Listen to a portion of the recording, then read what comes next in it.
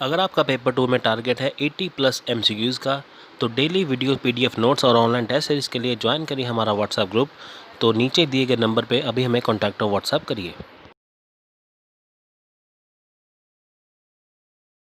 Century that had the greatest impact on the course of international socialism were the World War One and the Russian Revolution, the outbreak of hostilities in Europe in 1914. हमने सुना ही है कि world war one हुई थी, world war to हुई थी। तो सबसे ज्यादा जो प्रभाव है 20th सेंचुरीज में किसका था इंटरनेशनल सोशलिज्म पर?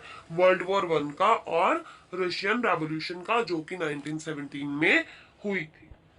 The war was dispelled the notion held by nearly all socialists that, irrespective of doctrinal differences, socialist parties everywhere were united by a common goal as well as by their internationalist outlook. तो इन्होंने socialistic की बात की है कि चाहे जितने मर्जी डिफरेंसेस हैं, लेकिन जो सोशलिस्ट पार्टीज थी उन्होंने क्या काम किया कि सभी जो है यूनिटी से रहे। किसी भी तरीके की जो उनमें भेदभाव नहीं किसी भी तरीके का होना चाहिए, सभी यूनिटी से रहना चाहिए, यही उनका कॉमन गोल था। The Russian Revolution of 1917 that brought the Bolsheviks to power had even more far-reaching consequences for the development of socialism. तो जो रशियन रेवोल्यूशन हुई थी 1917 में की, तो इसमें जो है सोशलिज्म की क्या हुई थी, डेवलपमेंट हुई थी। First and foremost it's signalled an end to Marxism as it was generally understood by most socialists up to 1917। तो इसमें जो है मार्क्सिज्म को एंड करके सोशलिज्म को जो है वो आगे किया गया था। This was not least because the epicenter of Marxism was transferred from Western Europe to the East and would remain there for the greater part of the 20th century. In its new surroundings, Marxism would be widely referred to as communism, a term that was adopted in 1919 by V.I. Lenin and the Bolsheviks in order to distinguish their movement from the so-called infantile revisionist socialism that had come to characterize the Second International। तो Marxism जो है इसमें उस time पे Marxism ही चल रहा था, इसीलिए 1919 में वी.आई. लेनिन ने है जो वो डिस्टिंग्विश मतलब कि अलग किया था कि जो इन्फेंटाइल रिविजनिस्ट सोशलिज्म है वो अलग है। अपने सेकंड इंटरनेशनल में उन्होंने बताया था कि ये जो इंटरनेशनलिज्म सोशलिज्म है, इन्फेंटाइल रिविजनिस्ट सोशलिज्म है, जो मार्क्सिज्म से अलग है। With the founding of the Soviet Union in 1924, the division between socialism and communism was formalized। तो जब सोवियत यूनियन बना था 1924 में, तो फिर डिवीजन हुई थी सोशलिज्म की और कम्युनिज्म की। Was formalized and made permanent। From this point on, socialism moved along two very distinct paths. One was defined and largely controlled by the Soviet communists, and the other followed a course that was defined by the pluralistic socialist traditions of Western Europe। कुछ जो थे वो उन्होंने Soviet communist ने follow किए, और कुछ जो थे कुछ सोशलिस्ट ट्रेडिशन थे जो वेस्टर्न यूरोप में माने जाने लगे। Because the story of communism occupies a distinct chapter in the history of socialism in the 20th century, it is not our intention here to summarize the main features of that movement. Instead, we will proceed with our survey of European socialism after the advent of communism। तो इस story में जो है communism जो है उसका अपना chapter है, जिसमें वो सोशलिज्म की हिस्ट्री के बारे में भी हमें पता चलता है, कम्युनिज्म के बारे में भी पता चलता है। तो ये जो है हमें सोशलिज्म कहाँ पर है, कम्युनिज्म क्या क्या है, इसके बारे में थोड़ा बताता है। कम्युनिज्म जो है वो मार्क्सिज्म से रिलेटेड है, और जो सोशलिज्म है वो मोस्टली मोरालिटी से रिलेटेड है। नेक्स्ट है हमारा मार्क्सिज्म। मार्क्सिज्म तो हमें पता है कि मार्क्सिज्म जो है, मार्क्स ने दो ही तरह की बात की है, एक रिच क्लास की और एक अपर क्लास की। तो हमने ये पहले भी बात की थी, तो फिर रिपीटेड ही है, ये थोड़ा हिस्ट्री इसमें डाली गई है, लेकिन बाकी जो बातें जो मार्क्स की हमेशा पूरी थ्योरी जो है वो इसी बात पर जो है रिवॉल्व करती है कि टू तरह की क्लासेस हैं, और ये जो क्लासेस हैं एक दूसरे की एक्सप्लॉयटेशन करते हैं।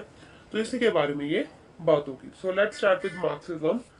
The Industrial Revolution took place in England in 1750 and it spread up gradually all over Europe till the end of 18th century. The emergence of Industrial Revolution is an epoch-making event in the history of human society. This revolution changed the overall face and structure of society at the global level. The social, political, economic, and religious scenario of the world was overthrown totally by the revolution.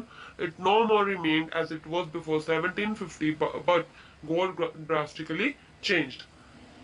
तो इसमें एक industrial revolution आई थी जो कि 1750 में हुई थी, जब 18 सेंचुरी का एंड हुआ था।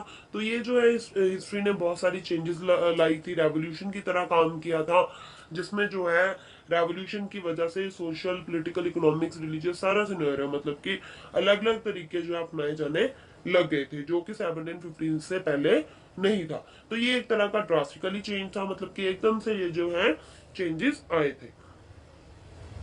Even the cultural and philosophical attitudes of the world started to change during the period due to industrialization. In a nutshell, the Industrial Revolution spared no field unchanged. With the emergence of Industrial Revolution, a new system of production came into existence in the society that was capitalism. तो फिर उन्होंने ये बात की है कि industrialisation के बारे में बात कर रहे थे, ये चेंज क्यों उन्होंने बताया है इंडस्ट्रियलाइजेशन की वजह से। तो ये बार बार जो है कैपिटलिज्म की बात करते हैं, एक्सप्लॉयटेशन की बात करते हैं, क्योंकि कैपिटलिज्म सिस्टम में जो है वो दो तरह की क्लासेस होती है। The capitalist system gave rise to two classes, honor class and worker class. तो इसमें दो क्लासेस हैं, honor class है एक और दूसरी कौन सी है, worker class. The capitalists were men of wealth, power and property and they started to exploit the workers. तो कैपिटलिस्ट क्या थे, जो कैपिटलिस्ट थे दूसरों को एक्सप्लॉइट करते थे, जो ऑनर्स थे, जिनके पास पैसा था, पावर थी, प्रॉपर्टी थी, तो वो क्या करते थे, जो दूसरे वर्कर क्लास उन्हें एक्सप्लॉइट करते थे। They committed injustice upon the workers' class, as a result of which the atmosphere of unrest and displeasure got aroused in the workers' class. तो उनके साथ अन्याय होता था, इसी वजह से जो है वर्कर क्लास में जो डिस्प्लेजर होने लगा, मतलब कि उन्हें जो है एक्सप्लॉयटेशन ज्यादा की जाने लगी। तो इसी वजह से जो है दो क्लासेस डिवाइड होने की वजह से जो है डिस्क्रिमिनेशन आने लगी। A large number of philosophers and thinkers got united against the injustice and exploitation done by the capitalists during this period. Among these philosophers and thinkers, the German philosopher Karl Marx was the leading figure. तो बहुत सारे thinkers, बहुत सारे philosopher जो हैं वो आगे आए ताकि इस तरह का अन्याय, इस तरह का शोषण जो है वो ना हो। इसीलिए उनमें से सबसे जो आगे थे वो थे कार्ल मार्क्स। कार्ल मार्क्स इस मॉडर्न कम्युनिस्ट फिलोसफी के मेन थे। He is a philosopher and thinker who led the struggle against injustice, जिन्होंने अन्याय के विरुद्ध जो है बहुत ज्यादा स्ट्रगल किया था। He gave a new turn to the conflict between capitalistics and workers. तो दो तरह की क्लासेस से अपर और लोअर, तो इनमें क्या था, कॉन्फ्लिक्ट था। इसे कैपिटलिस्टिक और वर्कर्स भी कहा जा सकता है। Along with Friedrich Engels, he spotted all movements for the amelioration of workers' condition and for their democratic rights. He thoroughly devoted himself to the welfare and upliftment of this class. जैसे Karl Marx ने काम किया है, वैसे ही Friedrich angels हैं, इन्होंने भी जो है काम किया है ताकि किसी के साथ भेदभाव ना हो, एक्सप्लॉयटेशन ना हो। तो इन्होंने भी जो अपर क्लास है उनके अगेंस्ट उन्होंने किया है कि वो जो लोअर क्लास है उनका एक्सप्लॉइट ना करे, उन्हें भी अपलिफ्टमेंट हो, वो भी आगे बढ़े और उनका भी कल्याण हो। Through his writings, Marx has expressed his thoughts on the sorrow and misery of the exploited class in a simple but very effective manner. In a sense, it is but a revolutionary ideology of Marx which has carved out a special niche for him as an epoch-making reformer and philosopher of the modern world. तो जो marks हैं उन्होंने क्या किया है, जो जिनके साथ एक्सप्लॉयटेशन होता है, जो दुख में है, उनके लिए जो उन्होंने काम किया है, सिंपली उनके लिए काम किया है ताकि उनकी भी जो है अपलिफ्टमेंट हो, और उन्होंने मॉडर्न वर्ल्ड में जो है रिफॉर्म करने की कोशिश की है, सुधार करने की कोशिश की है। Prior to Karl Marx, many other philosophers have attempted to establish socialism as a new ideology. However, the analysis of this term was never done scientifically. It was Marx alone who tried to give a new form of socialism. This type of socialism introduced by Marx is known as scientific socialism because it was different from that of philosophers before Marx. Karl Marx ने जो है socialism की बात की है, उन्होंने socialism को एक नई आइडियोलॉजी की तरह जो है उन्होंने यूज किया है, क्योंकि उनके पहले जो है किसी ने भी सोशलिज्म को साइंटिफिकली यूज नहीं किया था। तो कार्ल मार्क्स जो है उनकी सोशलिज्म को साइंटिफिक सोशलिज्म के नाम से भी जाना जाता है, क्योंकि उनसे पहले जो है उन्होंने किसी ने भी सोशलिज्म की बात तो की थी लेकिन साइंटिफिक सोशलिज्म की बात नहीं की थी। In a real sense, Marx socialism attempted for organizing society, even the socialist philosophy of Marx made it influence over East Europe, China, and many other leftist countries, as a result of which socialist revolution started to take place in these countries. तो जो marks के जितने भी views थे, उन्होंने जैसे organise करने की कोशिश की सोसाइटी को, वैसे उनकी जो फिलॉसफी है बहुत ज़्यादा लोग उनसे प्रभावित हुए। बहुत सारी जो कंट्रीज हैं उनमें उनकी जो फिलॉसफी है वो अपनाई जाने लगी, जैसे कि ईस्ट यूरोप हो गया, चाइना हो गया। तो इस वजह से ही, इस सोशलिस्ट रेवोल्यूशन की वजह से ही जो है इन कंट्रीज में भी revolution I. In his philosophy, Marx believed that labor, value, and materialism are the basic things, and further maintained that labor of the worker should be honored with its due returns. He also remarked that the progress of society is possible with the help of workers, laborers only. तो marks जो है उन्होंने बहुत ज़्यादा importance दी है labour को, बहुत ज़्यादा उन्होंने उनके लिए जो है काम किया है ताकि उन्हें भी जो है ऑनर दिया जाए, क्योंकि लेबर के बिना जो है सोसाइटी की प्रोग्रेस हम पॉसिबल नहीं कर सकते। Therefore, the workers must get a just share of their labor in the form of wages for maintaining their expenses on food, shelter, clothing, education for children, etc., which will bring happiness to the worker and his family. It is for the sake of giving comfort to him and to his family, the worker puts his labor in the system of production. तो इसी तरीके से उन्होंने जो है wages जो है बढ़ाने की बात की कि ऐसे वेजेस को मेंटेन करके रखना चाहिए ताकि हर एक व्यक्ति जो है उसे अपनी बेसिक नेसेसिटीज जो है वो मिले, जैसे कि फूड हो गया, शेल्टर हो गया, क्लोथिंग हो गया, तो जिससे जो है सभी फैमिली जो है हैप्पीली रह सके, सभी जो है कंफर्टेबली रह सके। तो इसीलिए उन्होंने जो है वर्कर्स के लिए, जो लेबर्स के लिए काम किया। However, as a matter of fact, the worker is not benefited from his labor. Instead of it, the capitalists get the real profit of the workers' labor. Thus, the capitalistic work class exploits the workers' class. And here starts the economic inequality in the society.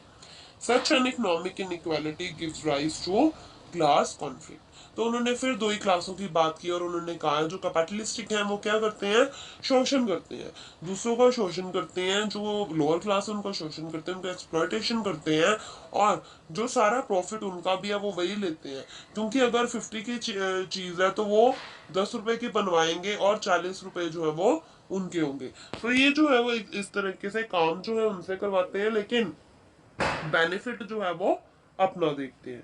In order to abolish this inequality, the social anticipates revolution.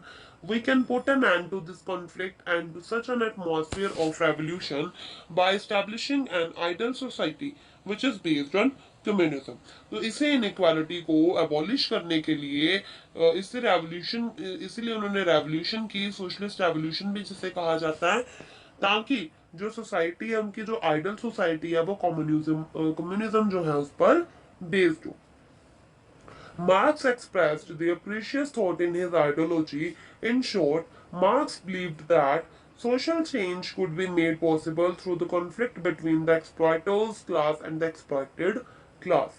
For their freedom and liberty, the worker class should launch a revolution. He further believed that economic factor plays an important role in the society because the relations of production give rise to the thoughts and ideology in the society.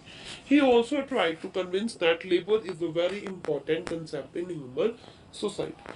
उन्होंने जो है दो classes की जैसे बात की है कि एक एक्सप्लॉइटर्स हैं, एक एक्सप्लॉइटेड हैं, जो दूसरे एक व्यक्ति को एक्सप्लॉइट करते हैं।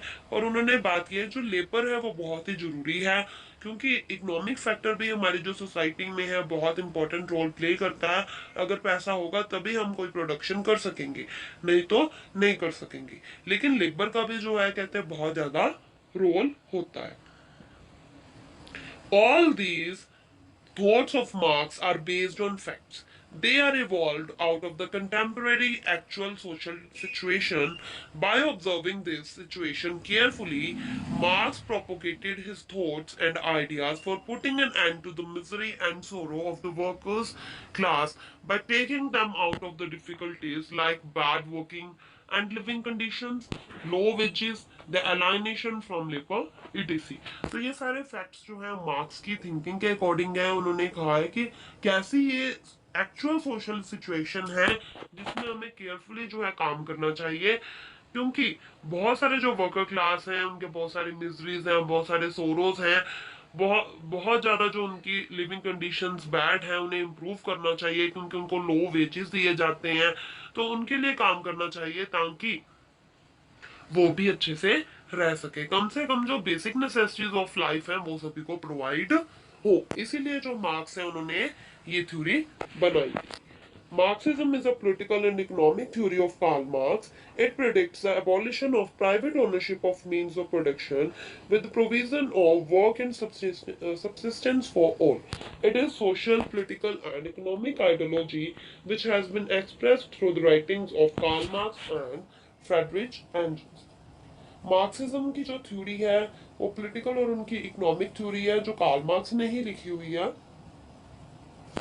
तो वो क्या चाहते थे कि जो प्राइवेट ओनरशिप है उन्हें जो है अबॉलिश करना चाहिए, नए नए मीन्स ऑफ प्रोडक्शन जो है बनाने चाहिए, क्योंकि पॉलिटिकल और सोशल आइडियोलॉजी जो उनके आइडियाज हैं, इसीलिए जो कार्ल मार्क्स हैं, फ्रेडरिच एंजल्स हैं, उन्होंने काम किया है ताकि जो एक्सप्लॉयटेशन है वो कम हो, सभी जो है वेलफेयर से रह सकें, किसी से किसी भी तरीके का जो है वो शोषण ना किया जाए।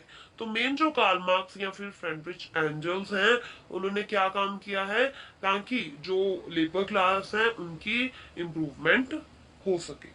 तो ये हमने मार्क्सिज्म के बारे में कुछ पढ़ा। तो टू प्रोग्रेसिव चेंज, जो कंजर्वेटिज्म है वो है क्या, एक पॉलिटिकल फिलॉसफी है जो कि प्रोग्रेस कैसे होती है, कैसे चेंजेस से प्रोग्रेस करनी चाहिए उसके बारे में है।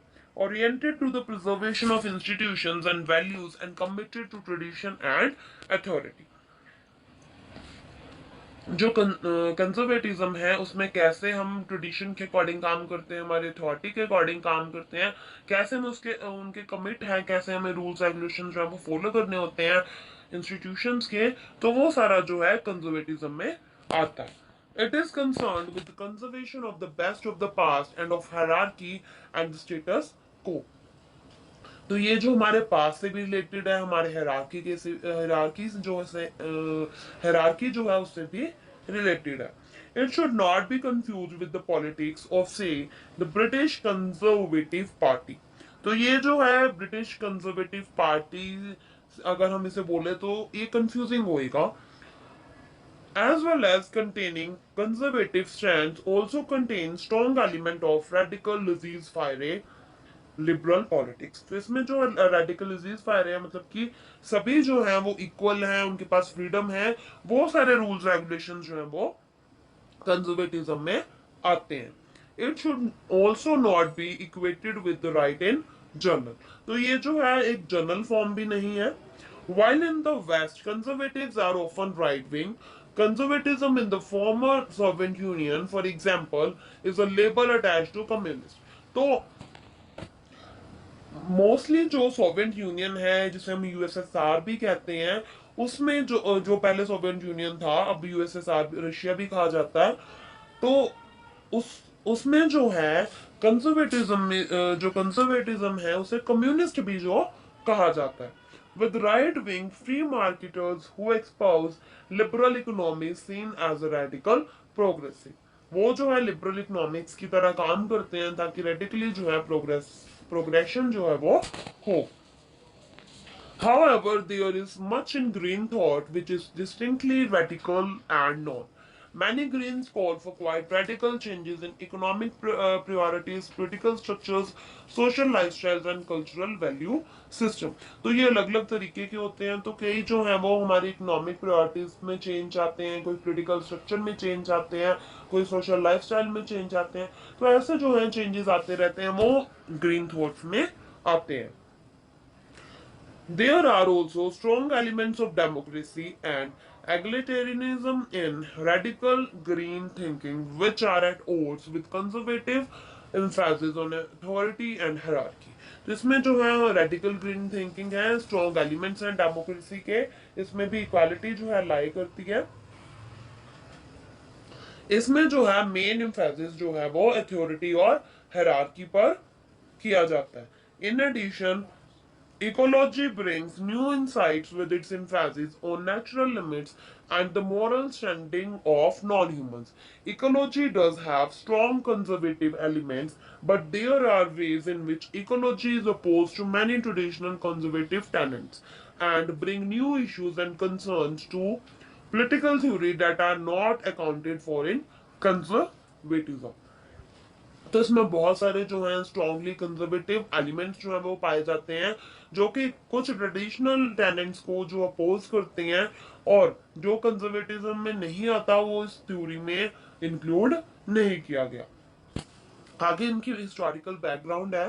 ग्रेट ब्रिटेन में जो है in Great Britain, conservative ideas emerged in the Tory movement during the Restoration period. तो ये जो आइडिया है ग्रेट ब्रिटेन में आया, जो है लोगों ने स्टार्ट किया था रिस्टोरेशन पीरियड में टॉरे मूवमेंट के during. Toryism supported a hierarchical society with a monarch. तो इसमें जो एक राज्य का राज चलता था, एक मोनार्क था who ruled by divine right. तो उनके जो राइट्स थे उसके अकॉर्डिंग जो है वो रूल करता था। Tories opposed the idea that sovereignty derived from the people and rejected the authority of parliament and freedom of religion. तो जो टॉरीज थे वो अपोज करते थे सॉवेरेंटी की आइडिया से, तो उन्होंने रिजेक्ट कर दिया था कि पार्लियामेंट की अथॉरिटी होनी चाहिए या फिर रिलीजन पर जो बिलीव करते थे, उनकी जो रिलीजन है उसको फ्रीडम होनी चाहिए, इस पर जो है वो रिजेक्ट करते थे उन्हें। However, the Glorious Revolution of 1688 destroyed this principle to some degree by establishing a constitutional government in England, leading to the hegemony of the Tory opposed Whig ideology. Green Revolution, Glorious Revolution आई थी 1688 में, तो वो England में आई थी, उसके लिए इसे इंस्टैब्लिश किया गया था। ये जो है टोरी टोरी जो है अपोज करते थे विग आइडियोलॉजी को। विग आइडियोलॉजी जो पुरानी उनकी आइडियोलॉजी थी, तो उसके लिए ये जो है उन्होंने न्यू आइडियोलॉजी बनाई थी। जो कंजर्वेटिव्स हैं वो उनके नाम है आगे कौन कौन से हैं। रिचर्ड हू, जिसे कि फाउंडिंग फादर भी कहा जाता है कंजर्वेटिज्म का। फिर मार्क्यूज ऑफ हैलिफैक्स भी है, डेविड ह्यूम भी है और एडमंड बर्ग भी है। Halifax promoted pragmatism in government, while Hume argued against critical rationalism and utopianism. तो जो रैलीफैक्स था वो जो प्रैग्मेटिज्म है उसे प्रमोट करता था, लेकिन जो ह्यूम है वो पॉलिटिकल रैशनलिज्म और यूटोपियनिज्म के अगेंस्ट था, कि जो आशावादी होते हैं यूटोपियनिज्म है उनके अगेंस्ट थे। Burke served as a private secretary to the Marquis of Rockingham and as official pamphleteer to the Rockingham branch of the Whig Party. तो बर्क था वो, उसने प्राइवेट सेक्रेटरी काम किया था मार्क्यूस ऑफ रॉकिंगहम में, और वो जो है विग पार्टी जो है उसका मेन ऑफिशियल पैम्पलेटर था। Together with the Tories, they were the conservatives in the late 18th century United Kingdom. तो वो जो है टोरीज के साथ कंजर्वेटिव भी था एक। बर्ग जो था, Burke views were a mixture of liberal and conservative. तो इसीलिए वो विग पार्टी में भी था, इसलिए उसके जो व्यूज हैं वो लिबरल भी थे, कंजर्वेटिव भी थे, तो वो उनका मिक्सचर था। He supported the American revolution of 1765 to 1783, जो अमेरिकन रेवोल्यूशन हुई थी उसको वो सपोर्ट करता था। फिर but abhorred the violence of the French Revolution, लेकिन जो फ्रेंच रेवोल्यूशन में वायलेंस हुई थी, अहिंसा हुई थी, उसके वो अगेंस्ट था। He accepted the liberal ideas of private property and the economies of Adam Smith. वो जो है जितने भी लिबरल आइडियाज थे प्राइवेट प्रॉपर्टी पर, उसे एक्सेप्ट करता था, और एडम स्मिथ की जो इकोनॉमिक्स है उसको भी सपोर्ट करता था। But thought that economics should remain subordinate to the conservative social ethic. लेकिन वो चाहता था जो इकोनॉमिक्स है पहले कंजर्वेटिवनेस आनी चाहिए, उसके बाद जो है कंजर्वेटिव को सबऑर्डिनेट करना चाहिए इकोनॉमिक्स। इकोनॉमिक्स जो है वो कंजर्वेटिज्म आगे आनी चाहिए, और इकोनॉमिक्स जो है उसे सबऑर्डिनेट करे। That capitalism should be subordinate to the medieval social tradition and that the business class should be subordinate to aristocracy. तो इसी तरीके से उसने जो है सबऑर्डिनेट मॉडल बनाया है कि सबसे पहले जो है कंजर्वेटिज्म आनी चाहिए, उसके बाद जो इकोनॉमिक्स आनी चाहिए, फिर उसके बाद मिडीवल सोशल ट्रेडिशन आना चाहिए, कैपिटलिज्म को हमारे जो सोशल ट्रेडिशन है उसे सबऑर्डिनेट करना चाहिए, फिर उसके बाद जो बिजनेस क्लास है उसे अरिस्टोक्रेसी जो है उसे सबऑर्डिनेट करना चाहिए। It can be said that conservative reactions started simultaneously with the establishment of civil society order. तो इसीलिए उन्होंने कहा है कि जो कंजर्वेटिव रिएक्शंस हैं उन्हें कैसे स्टार्ट करना चाहिए, सिविल सोसाइटी ऑर्डर में, मतलब कि हमारा जो ऑर्डर है वो बना होना चाहिए। In this respect, conservatism can be preserved as a human reflex or a reflex related to social elements. तो इसीलिए उन्होंने कंजर्वेटिज्म को ह्यूमन रिफ्लेक्स की तरह लिया है, क्योंकि इसमें जो है ह्यूमन के जो सारे सोशल एलिमेंट्स हैं रिलेट करते हैं। Without doubt, conservatism had a systematic for much later. However, despite for all his evolutionism, it should not be forgotten that Plato demonstrated a conservative stance with the hierarchical social order fictioned in his idol government, which was not meant to be changed. In order to establish the ideology of conservatism as a systematical integrity of ideas, destructive practices against society had to be experience.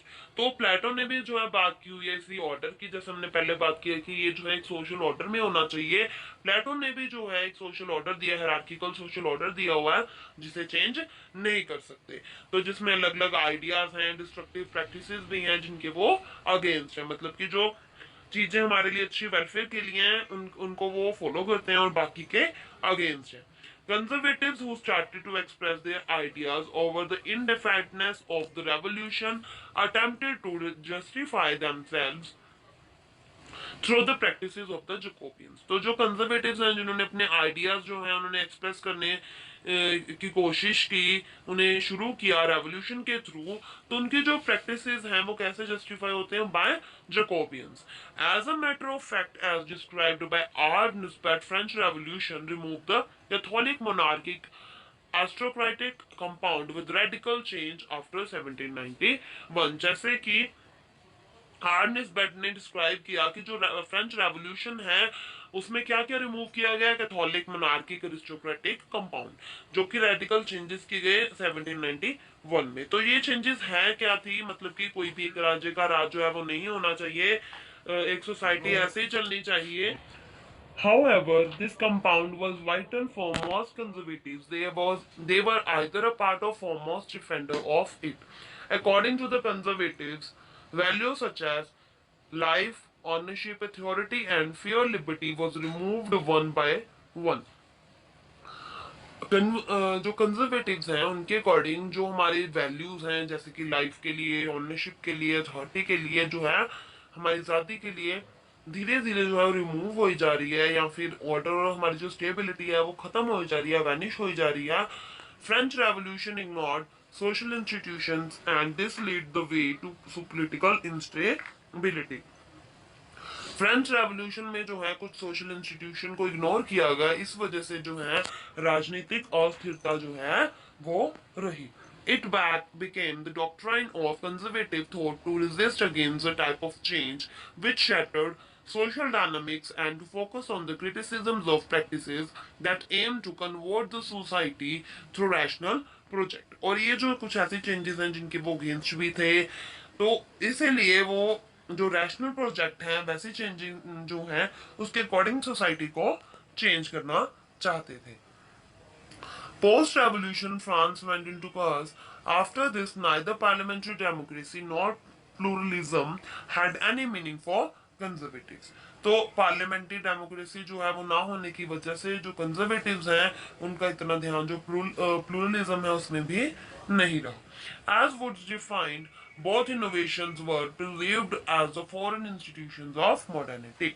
और ये सारी जो innovations जिन्होंने की थी वो foreign institutions के मतलब कि उनके इंस्टीट्यूशंस के अकॉर्डिंग थी। तो ये जो था ये सिर्फ बैकग्राउंड है, हिस्टोरिकल बैकग्राउंड है, लेकिन मेन जो कंजर्वेटिज्म है वो चीजों को चेंज करना चाहते हैं। Next is modernization versus tradition. Rejection by the conservatives of the social and political order preached by modernity was based on the concern that the links which had been believed to be necessary to be established between the past were about to disconnected at the most basic level। तो वो जो है reject करते हैं, उनकी rejection उन्होंने दी है अपने सोशल और पोलिटिकल ऑर्डर में, जो कि मॉडर्निटी के द्वारा जो है प्रीच किए गए थे, बताए गए थे, जिनका लिंक जो है मॉडर्निटी के साथ था। और मोस्टली जो है वो चीज़ों को पास्ट की तरह जो है वो अपनाते थे, उनको वैसे ही स्टैब्लिश रखना चाहते थे। So much so that for conservatives who emphasize the values of economic, social, and political beliefs, all values pertaining to the past had to be maintained within the continuing institutions and practiced within the political life। तो ये जो है सारी उनकी जो values है economic से related, society हमारी जो सोशल या पॉलिटिकल बिलीफ्स हैं उनसे रिलेटेड थी सारी जो वैल्यूज थी। तो ऐसे ही उन्होंने जो इंस्टीट्यूशंस बनाए थे पॉलिटिकल लाइफ में ताकि ये जो चेंजेस हैं वो हो सके। According to conservatism, which put forward the requirements of society for being regarded with their characteristic values, modernization meant the spread of universal ethic values। तो कंजर्वेटिज्म जो है उनके अकॉर्डिंग सोसाइटी की जितनी भी हमारी रिक्वायरमेंट्स हैं वो सोशल वैल्यूज पर डिपेंड करती हैं, और मॉडर्नाइजेशन में भी जो है उनमें इथिक वैल्यूज जो हमें स्प्रेड की गई हैं। Modernisation of societies were progressively progressing simultaneously with the destruction of traditional values। तो उन्होंने कहा है कि जो मॉडर्नाइजेशन सोसाइटीज हैं वो भी काम कर रही है, प्रोग्रेसिंगली काम कर रही हैं, लेकिन उससे क्या होता है जो हमारे ट्रेडिशनल वैल्यूज हैं वो डिस्ट्रक्ट हो जाते हैं। जैसे कि फैमिली इंस्टीट्यूशन हो गया। Being the real bearer of socialization for all conservatives was pushed to the status of secondary importance in modern societies। Family जो है पहले उन्हें फर्स्ट इंपॉर्टेंस दी जाती थी, मॉडर्न सोसाइटी में जो इसे सेकेंडरी इंपॉर्टेंस दी गई है। Next is can everything change, what about religion, क्या रिलीजन में जो कुछ है हम चेंज कर सकते हैं। Conservatives carried out their first criticism on the issues of religion over the reform movement। जो कंजर्वेटिव्स हैं उन्होंने सबसे पहले जो है क्रिटिसिज्म दिए हैं, क्रिटिसाइज किया है रिलीजन के इश्यूज को रिफॉर्म मूवमेंट पर। Actually, they blame the reform movement for disconnecting individual faith for the sportive ties of religious society and authority। वो इसीलिए रिफॉर्म मूवमेंट में इस चीजों को जो है ब्लेम कर रहे हैं, क्योंकि व्यक्ति जो है वो चीजों को फेथ करने लग जाता है, उन्हें बिलीव करने लग जाता है, तो उसे लगता है कि वही सही है, तो कुछ चीजें उसमें सपोर्टिव नहीं होती, तो इसीलिए वो उन्हें ब्लेम कर रहे हैं। Bernard asserted an attitude in favor of the absolute freedom of church within the government। और वो चाहते हैं कि गवर्नमेंट में जो चर्च है उसकी पूरी फ्रीडम होनी चाहिए। And found it unnatural for a government to control religion. अगर गवर्नमेंट जो है वो रिलीजन को कंट्रोल करे तो उन्हें वो अननेचुरल लगता है। तो इसी तरीके से वो ट्रेडिशनल जो उनके लॉज हैं, ट्रेडिशनल वैल्यूज हैं, उन्हें मानते हैं। According to Bonald, who perceived religion as a form of society beyond its dimension of faith, the sin of Protestantism was that it imprisoned religion into the world of an individual. All first conservatives were intimidated by the impacts of the Jacobians and the churches in France. तो main जो conservatives हैं वो किससे प्रभावित हुए हैं? जोकोपियंस हो गई हैं चर्च से, क्योंकि उनके जो फ्रांस में चर्च से उनके अकॉर्डिंग उन्होंने अपने जो थ्योरी है उनमें चेंजेस किए हैं. Enlightenment, in contrast with conservatism, meant a stance against Christianity and actually all religion. तो अगर इनलाइटमेंट हो कंजर्वेटिज्म के अगेंस्ट हो, तो वो किसके अगेंस्ट होंगे? जो क्रिश्चियनिटी है या रिलीजन है उनके अगेंस्ट होंगे. For conservatives, religion was a value that cannot be considered separately from society, and it was natural for them to react against the opposition of enlightenment against religion. तो conservative जो है उनके लिए religion जो है वो एक ऐसी वैल्यू की तरह है जिन्हें हम सोसाइटी से अलग नहीं कर सकते. और ये जो उनके लिए नेचुरली है कि कैसे जो है हम इनलाइटमेंट के अगेंस्ट ऑपोजिशन है वो, क्योंकि जो इनलाइटमेंट है वो रिलीजन के अगेंस्ट है, इसलिए ये दो एंगल्स हैं. The first was the first one was that enlightenment philosophy ignored what is superior and metaphysical. क्योंकि जो इनलाइटमेंट थ्योरी है वो इसको इग्नोर करती है कि सुपीरियर क्या है, मेटाफिजिकल क्या है. सेकेंडली क्या है? Enlightenment caused practices that would destroy religious institutions. Enlightenment से जो है कई चीजें जो religious institutions हैं वो खत्म हो जाती हैं. Attitude of enlightenment against religion always had a place in the minds of conservatives. It became the main argument of their criticism. Again, the idea of change expressed from inside religion was partially accepted by some conservatives. For example, creation of the movements against the slavery of black people in USA was not criticized by American conservatives. तो यही है उनके जो criticisms भी हैं. जैसे कि USA में जो ब्लैक स्लेवरी थी उनके अगेंस्ट भी जो अमेरिकन कंजर्वेटिव्स हैं उन्हें क्रिटिसाइज नहीं कर रहे थे, क्योंकि उनके जो व्यूज हैं वो रिलीजन पर बेस्ड हैं. Moreover, it was regarded positively that such a demand of change was expressed by religious institutions, क्योंकि उनका डाउट था कि ये जो सारी चीजें हैं रिलीजन के अकॉर्डिंग है. Without doubt, this affirmation must be sought within the Anglo-American conservatism found by Burke. तो ये जो है ये affirmation एंग्लो अमेरिकन कंजर्वेटिविज्म के अकॉर्डिंग है जिसे बर्क ने फाउंड किया था. This influence or conservative vein exists deeply within the historical and philosophical roots of conservatism, and it has been the starting point of many various conservative approaches up to date. तो ये जो है इनका बहुत ही deeply influence है हमारे historical और philosophical roots पर कंजर्वेटिज्म का. तो ये जो है एक स्टार्टिंग पॉइंट की तरह है हमारे जितने भी आजकल की अप्रोचेस हैं. Of course this topic has content deserving a separate study. तो इसकी जो है सेपरेट स्टडी की जाती है. सो ये